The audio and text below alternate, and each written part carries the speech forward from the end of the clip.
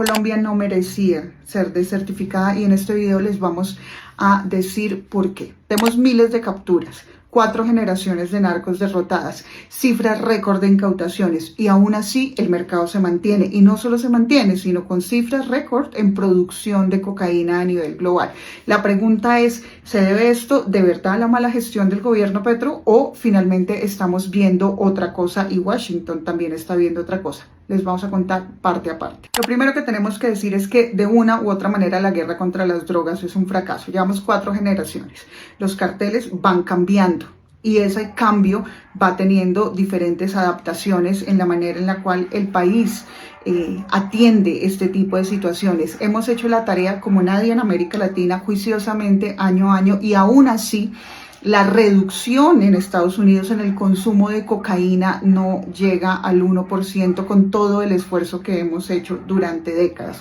Pero de hecho, si de resultados se trata, el consumo de cocaína hoy en Estados Unidos es muchísimo menor y las muertes exclusivas por sobredosis, ojo, de cocaína son, si bien más altas, relacionadas con la presencia de fentanilo. Sin embargo, en diferentes estudios, en este mini informe que vamos a publicar de coyuntura, también mostramos cómo lo que está resultando para disminuir las muertes asociadas a las drogas en Estados Unidos es la prevención de consumo, la atención y el control de daños y no la lucha contra las drogas, que de hecho llevó a que la gente utilizara mucho más frecuentemente opioides como el fentanilo para sustituir el consumo de heroína. Lo que realmente ha cambiado en el mundo es, 1, el perfil del consumidor y 2, el tipo de organizaciones y el mercado global del narcotráfico que se ha adaptado enormemente. Lo segundo que queremos decir es que Colombia es quien está poniendo el esfuerzo en la guerra contra las drogas. El 75% de presupuesto desde el 2019, que no ha variado demasiado, pero en el informe les mostramos las gráficas, ese 75% es esfuerzo netamente colombiano, de nuestros impuestos, de lo que pagamos. 1.200 millones de dólares en promedio nos estamos gastando en esta guerra contra las drogas. De eso, Estados Unidos en el mejor de los casos ha puesto un 25% desde el 2019 y con las reducciones que ya venían sin certificación estamos llegando a 394 millones de dólares, que representaría un poco más de un 20% y para este año vamos a llegar a la mitad de eso.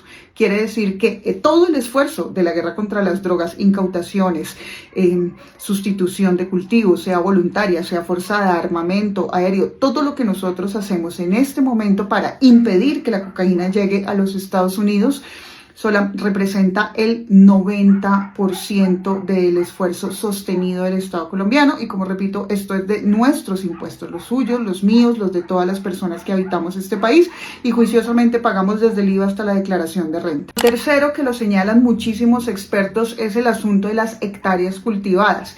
Claro que sí. Estamos nadando en hoja de coca. ¿Por qué? Por varias razones. Primero, el efecto pandémico. ¿Cuándo se registró el mayor crecimiento en hectáreas de coca? Fue en el 2019, incluso cuando teníamos unos picos altísimos en erradicación. Y voy a decir una cosa que parece una contradicción, pero no lo es. Mayores erradicaciones de hectáreas de coca no quiere decir que tengamos menos coca, porque el mercado se adapta de una forma tan rápida, no solo por los llamados megacultivos o industrialización del cultivo de coca, que es un poco impreciso, sino también porque son mucho más dispersos, se cultivan entre 1 a 2 hectáreas pequeñas y sobre todo porque en el 2016, gracias al proceso de paz con las FARC, el país perdió en esa zona un gran regulador de mercado, que no solamente cobraba impuestos y efectivamente gran parte vivía del narcotráfico, sino que también le decía a la gente cuánto, cómo y dónde controlar el cultivo, cuánto de pan coger, cuánto de coca y ejercía esa función. Una vez salen las FARC, el Estado colombiano no fue capaz ni quiso en muchos momentos llegar a esas zonas a ejercer esa función de regulación sobre una economía que es abiertamente ilegal. Con lo cual otros actores criminales llegaron y lo hicieron y básicamente ese es el origen del mal. No porque se hayan desmovilizado las FARC, sino porque no supimos reemplazar la función que estaban haciendo las FARC. No se implementaron los PENIS, no se llevó a cabo la sustitución de cultivos y hoy lo que tenemos son 10 enclaves de producción de cultivos de coca que siguen haciéndolo de manera constante.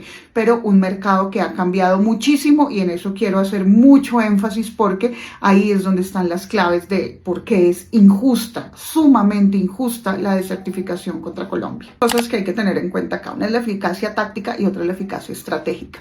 Nosotros hemos sostenido y también en este gobierno se sostuvo una eficacia táctica de las Fuerzas Armadas bastante impresionante, con más de 6.000 toneladas en total incautadas, con unos números que mostramos en el informe donde claramente se ve que el país como país, independientemente del gobierno, ha estado produciendo sistemáticamente resultados y sí, dentro de este gobierno con un cambio de estrategia también se produjeron resultados e incluso, como se ha dicho, fue menor el porcentaje de cocaína que llegó allá. La pregunta es la siguiente: ¿somos los colombianos responsables o tenemos que hacernos responsables de que los narcos en Estados Unidos, que no son colombianos, estén mezclando el fentanilo con cocaína y eso esté produciendo muchas más muertes al año? Esa es una pregunta que nos tenemos que hacer, porque si vamos a llegar a ese punto donde los productores de cocaína, que por supuesto tenemos una base de responsabilidad en el mercado global, vamos a ser responsables del patrón de consumo de los consumidores, valga la redundancia, pues no hay manera de hacerlo bien, nos iban a desertificar en cualquiera de los casos. Y eso es lo que les quiero contar acá del elefante en la sala, que es la crisis del fentanilo, que eso sí, efectivamente, es una crisis de salud pública en los Estados Unidos y a eso es que Donald Trump está tratando mediante todas estas acciones de responder, pero no solamente porque sea un problema de salud pública. Efectivamente el fentanilo lo es y efectivamente ha habido medidas de los estados, incluso de estados demócratas que Donald Trump no reconoce como tales, que han hecho una tarea muy importante con recursos propios de disminuir el consumo de fentanilo con reducción de daños, con tiras, con atención directa, con más y más campañas de prevención, incluyendo en los colegios, con control también a la industria farmacéutica, que es algo que desde el gobierno federal no quieren hacer. Ellos no quieren hacer prevención. Quieren encontrar en el fentanilo el nuevo enemigo externo, que es decir, es la nueva guerra contra el terror, el nuevo terrorismo, de la misma forma, etcétera, va a estar en los carteles de fentanilo. Pero si eso fuera así, y si eso fuera simplemente así, tenemos México con dos carteles grandes, es decir, Jalisco Nueva Generación y Sinaloa, que se adaptaron para producir a más controles a China, para producir el fentanilo en laboratorios mexicanos y producir los insumos para esta droga que es meramente sintética en laboratorios mexicanos y luego garantizar que el suministro se mantiene estable en los Estados Unidos. ¿Qué tiene que ver eso con el mercado de cocaína en la producción? Nada, no tiene que ver absolutamente nada.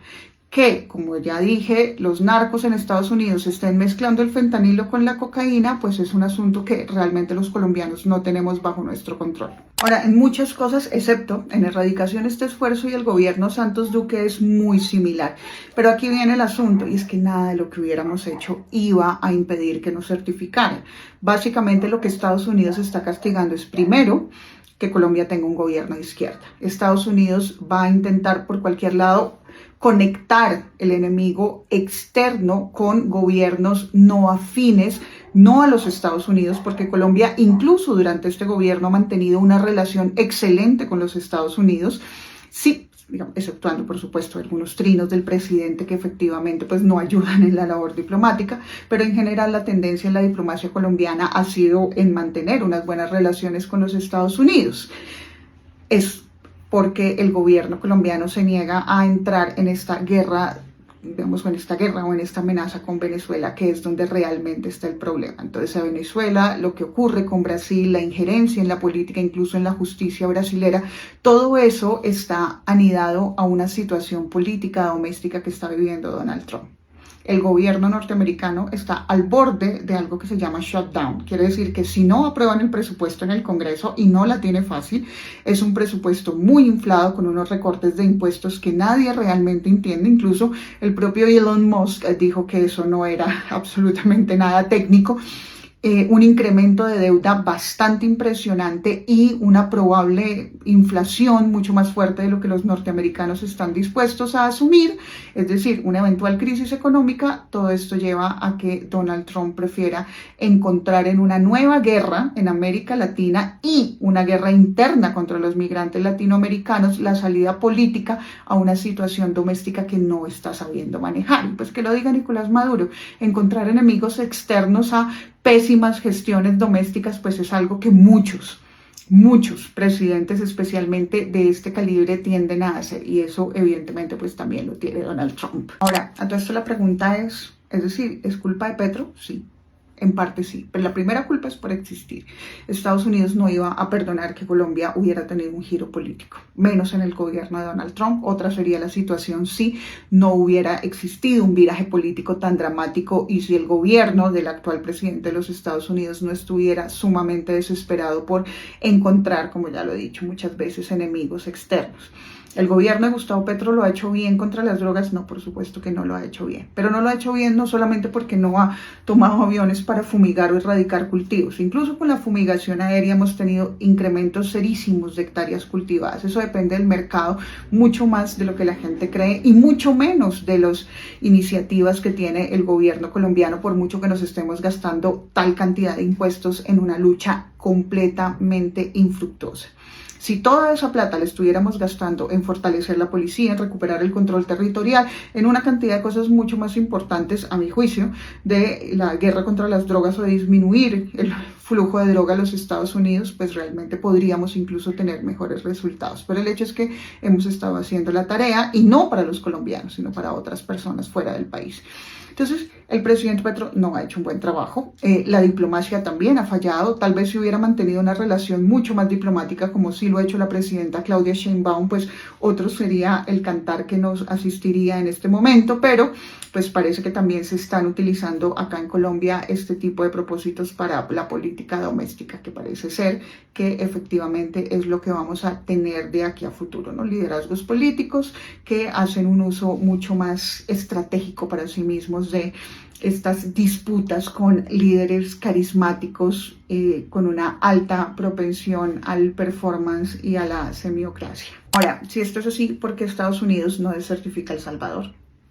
Que del nivel presidencial tiene una alianza con la Mara Salvatrucha 13 y además, como lo demostró la reciente investigación del New York Times, no solamente tiene una alianza con ellos, sino que también ha evitado la extradición de muchos de los líderes de la Mara Salvatrucha a los Estados Unidos, como el gobierno Trump lo ha solicitado y como sus propias agencias de inteligencia le están diciendo permanentemente.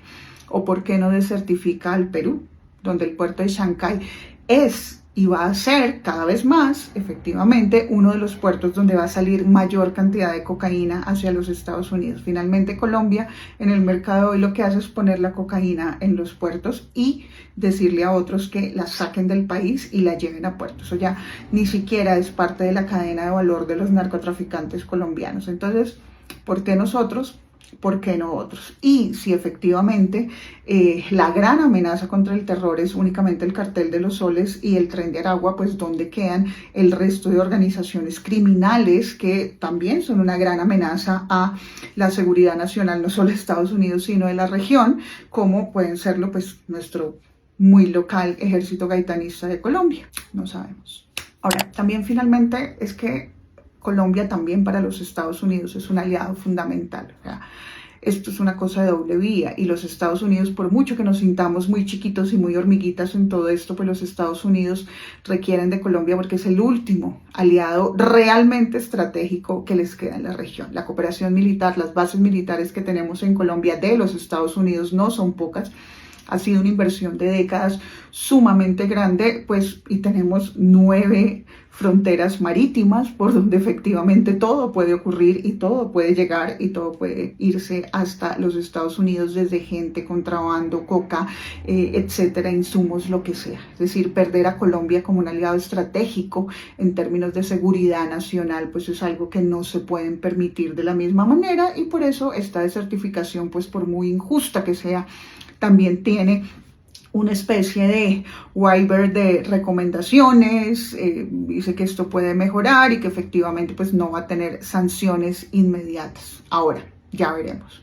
Lo que podemos intuir acá es que va a haber una presión y una presencia muy fuerte de los Estados Unidos en las elecciones del 2026 y que efectivamente, como lo hemos venido señalando desde la Fundación Paz y Reconciliación, la Seguridad y la Lucha contra el Crimen Organizado, va a estar en el top número 1 en la bandeja de prioridades para toda la región, como ya está pasando en las elecciones chilenas, como ya efectivamente están pasando en las elecciones en toda América Latina y como va a pasar en las elecciones en Colombia. Buena pregunta para que nos hagamos y una reflexión para que pensemos realmente qué es lo que más le conviene al país.